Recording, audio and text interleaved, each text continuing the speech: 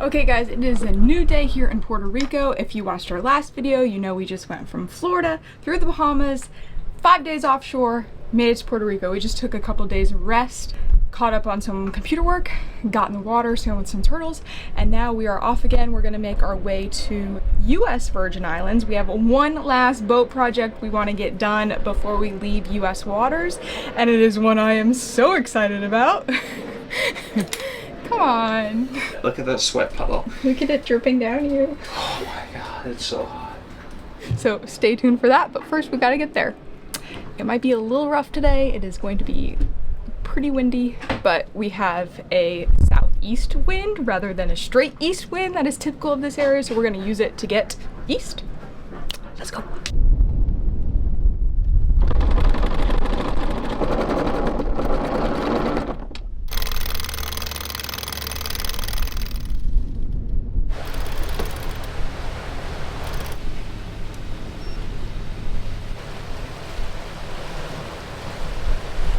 It's so easy to reef and I can do it by myself. It's super easy to do even with just one person because I can, everything's right here in the cockpit. I made a mess of the lines, but everything is right here in the cockpit, so I can just drop the mainsail halyard to the reef mark I put in, which is, should be red because our reef 1 line is red. So we're just looking for that red mark. Oop. I went too far, so I got 2 black marks. That's the second reef. So, we gotta come back up. There it is. So once my reef mark is right there, I know that's about the spot just in front of that clutch somewhere. So that should be good. So I need to pull in my reef line.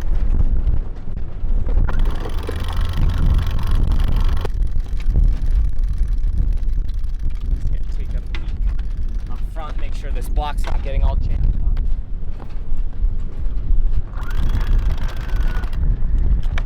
We're good.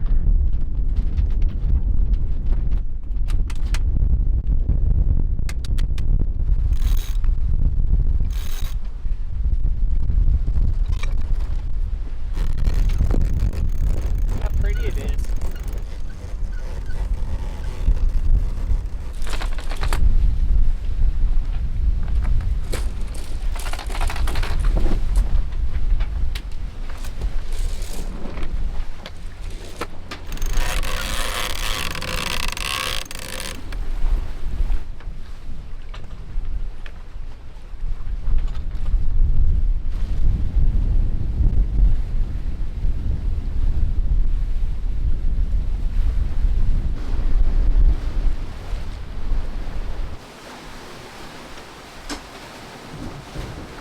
Alright, we're cruising. We got 1 reef in the main. We're doing 9 knots of boat speed and 20 knots of wind on our beam. St. Thomas is only like 10 miles away, so we're just gonna keep sailing on to St. Thomas. We'll go on the north side of St. Thomas, and we're gonna sail across the north side where we'll be in the lee of all this rough water. We're in between the islands right now, so it's pretty rough. We'll sail along the north side and then come around the east side into Red Hook, and that's where they have like a couple of marine supply stores and stuff like that, and we'll just anchor there for a few days. But we were here a bunch of years ago around COVID. We did this.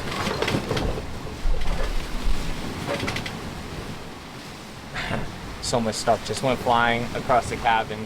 Anyway, yeah, 4 years ago on Adrenaline, we also sailed on the north side of St. Thomas, and we actually sailed right next to a bunch of whales. So we'll keep our lookout for some whales, see if we can find any. It was pretty close. Oh, right in front of us. Where? I see it underwater. Oh my goodness. Watch, hold jetty. Wow. Whoa. There's 2.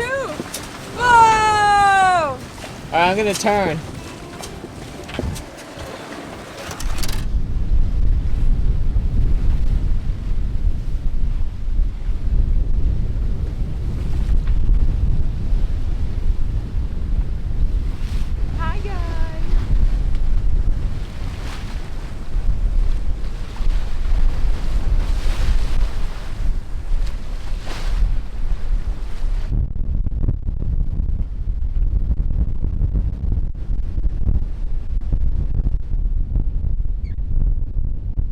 Okay, what day is today?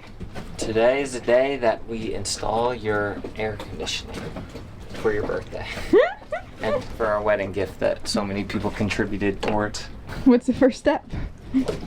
Well, I did a lot of first steps already. I mocked it up. I like installed some of the vents in the fiberglass duct that was already there. We got all of our supplies. I think we have everything we need, but I should probably just jinxed it because just like every project on the boat, there's always like one or two little things that you didn't think about and you can't get done until you get those one or two little things.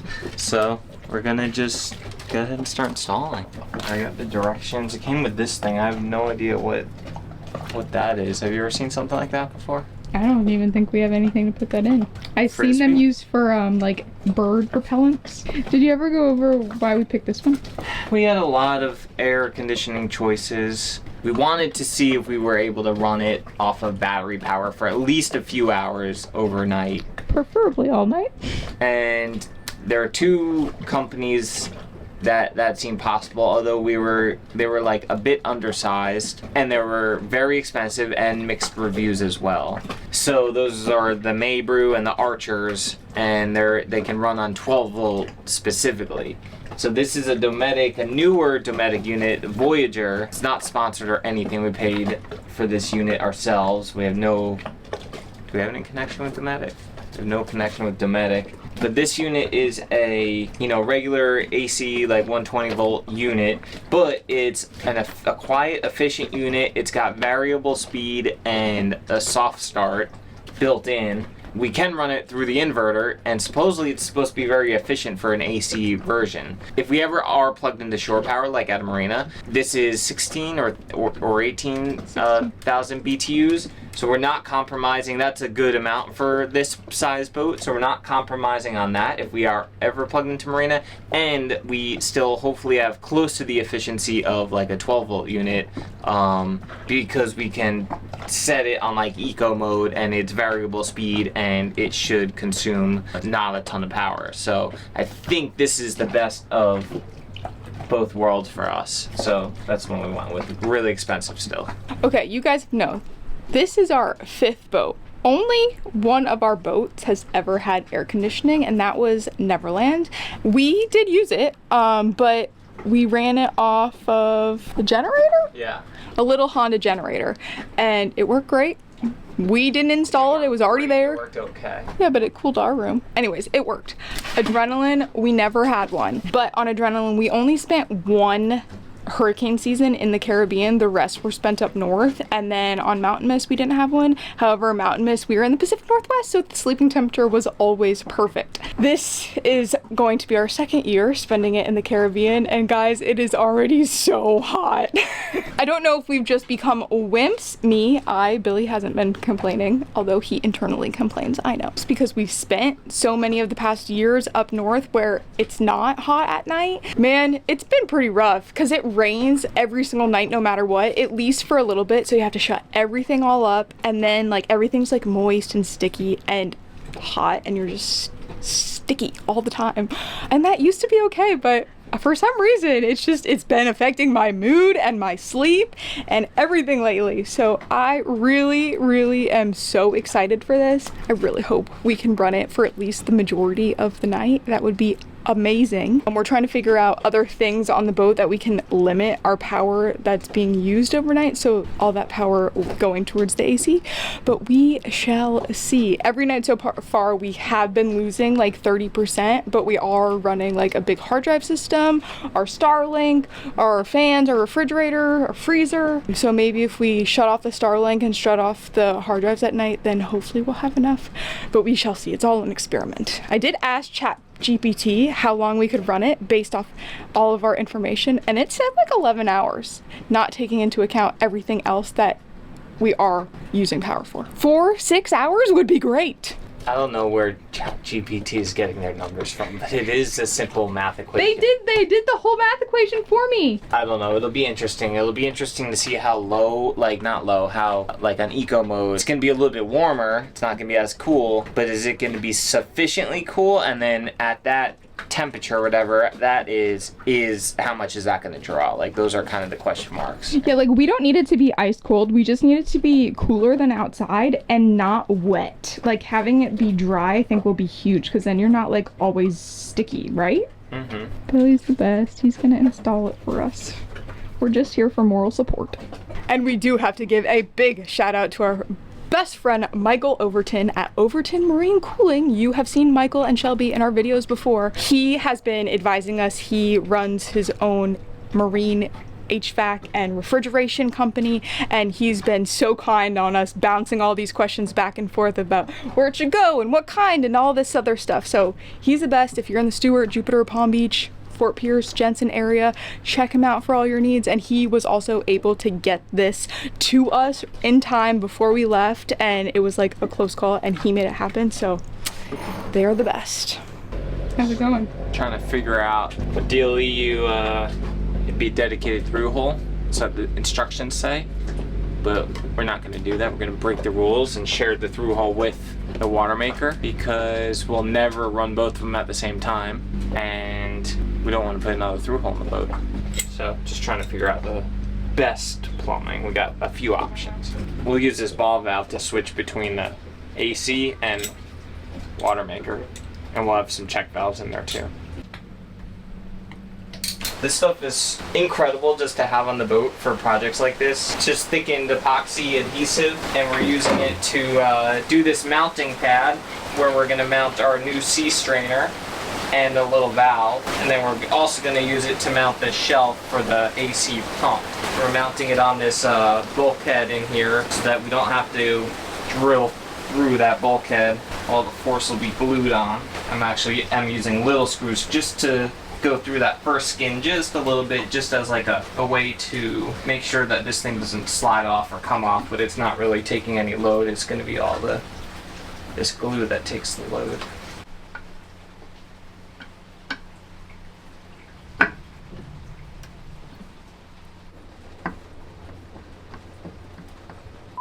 Okay, we just had to take a break from the project because this crazy storm blew through. I don't think we dragged, but I think our anchor like reset, and when it did, maybe it moved a little bit, and now we're like super close to a mooring, and it's like banging inside the boat, and there's lightning bolts like striking down everywhere. Billy just shut down all of our electronics, and our anchorage is no longer calm.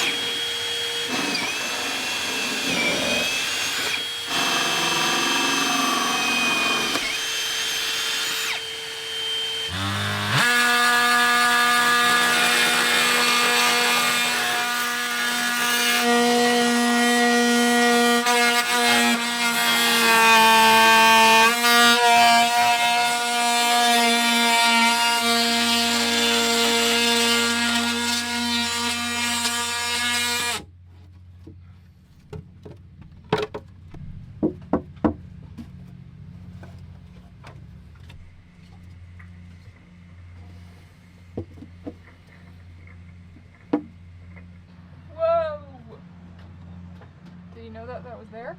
I knew it was some weird double wall. I didn't realize it was this deep of a double wall. Kind of wild. Alright, we're just slowly chipping away at little items at a time.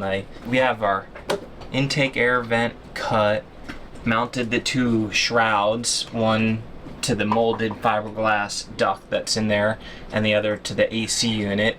Those are the shrouds that will connect the flexible AC duct to. So we'll connect it from the AC unit onto this plastic shroud, up into the vent, up into the plastic shroud that's connected to the fiberglass duct there, and then it'll duct through the boat.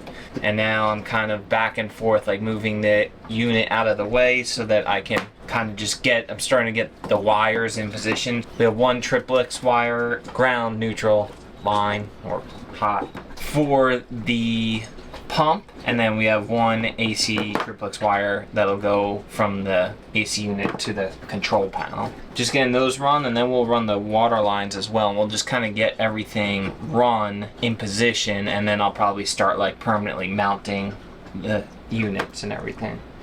So just another just a maze throughout the boat.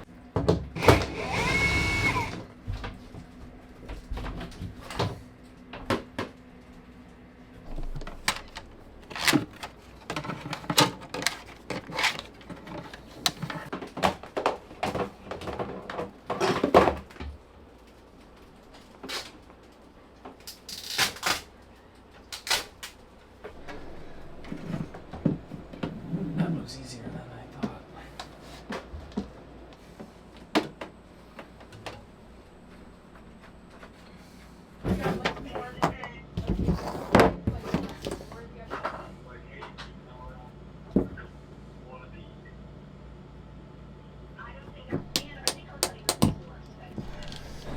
Dinner break.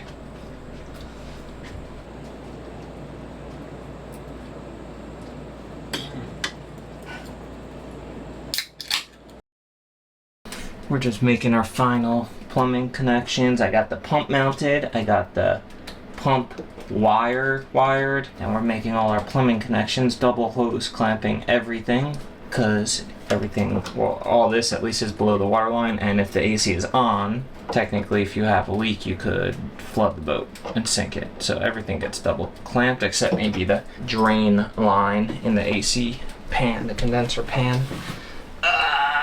And I got a puddle of sweat. Look at that sweat puddle. Look at it dripping down you. Oh my god, it's so hot.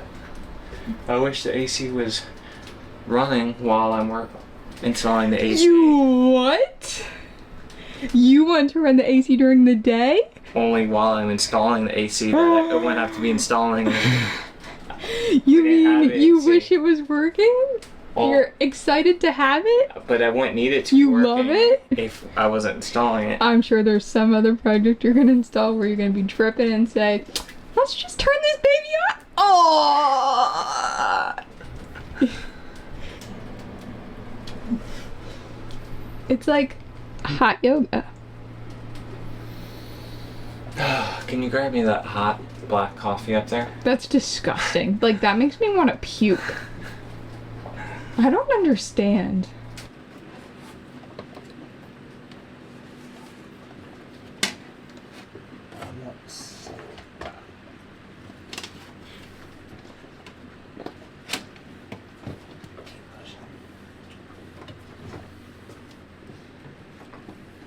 Okay, thank you.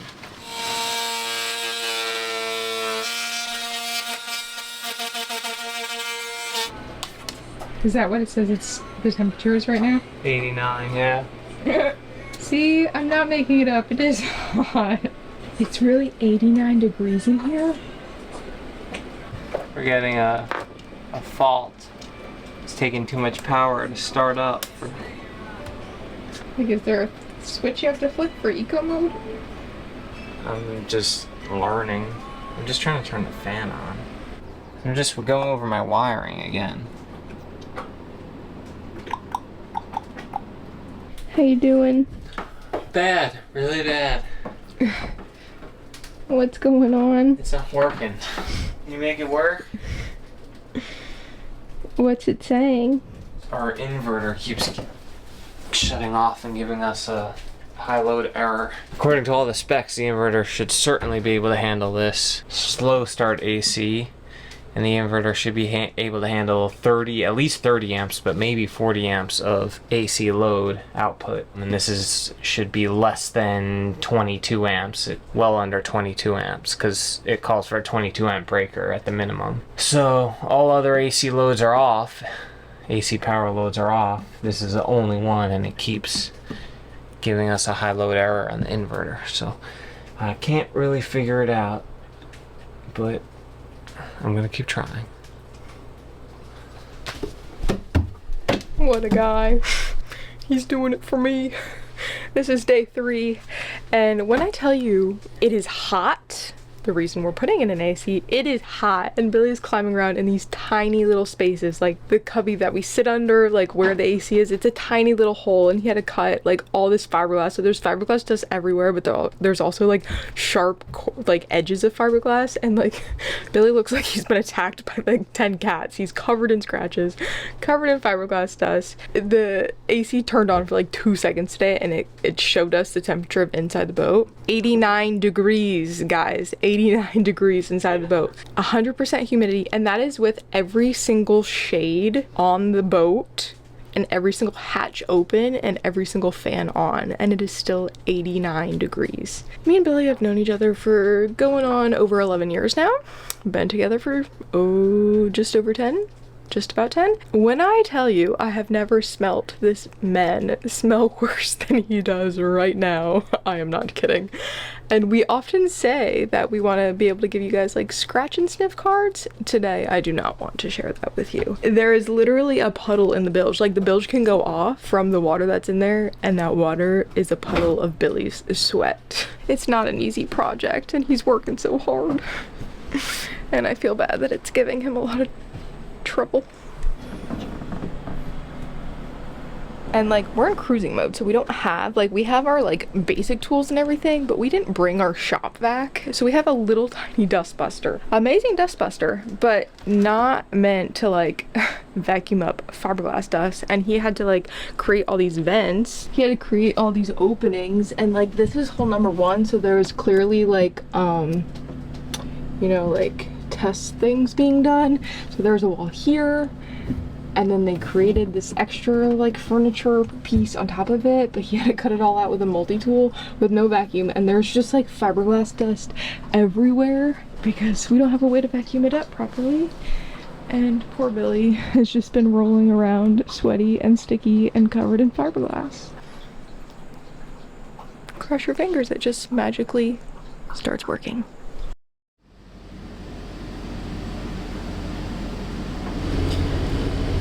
Okay, same day. It's like 1:30 in the morning, and I just got woken up to the engines.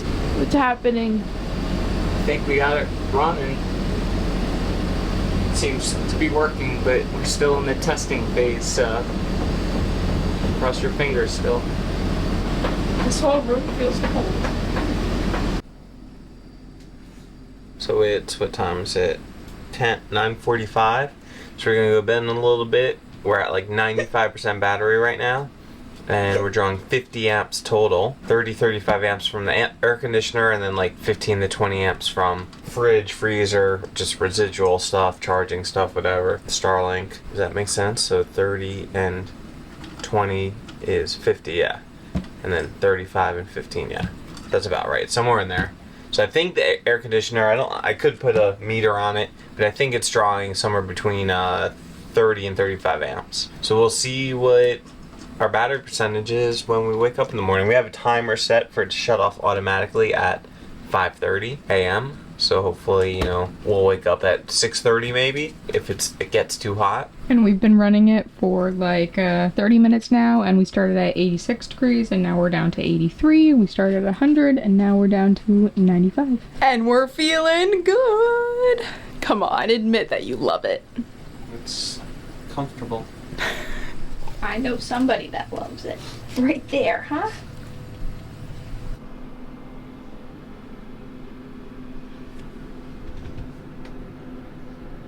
Okay guys, woke up to the batteries at about 50% still, and we slept cool all night long. The sleep timer went off at 5:30. I got up at like, I don't know, 7. I got up at like 6:30, but I turned my fan on and then just laid back in bed because we have another long day today, and the sun is already putting more power in that battery bank, so we will have AC again tonight. It was nice having to motor a little bit yesterday because it did get the batteries up to 100% before we went to sleep, so that definitely helped. We're starting at 50 today. Hopefully we'll reach 100 again. This is amazing.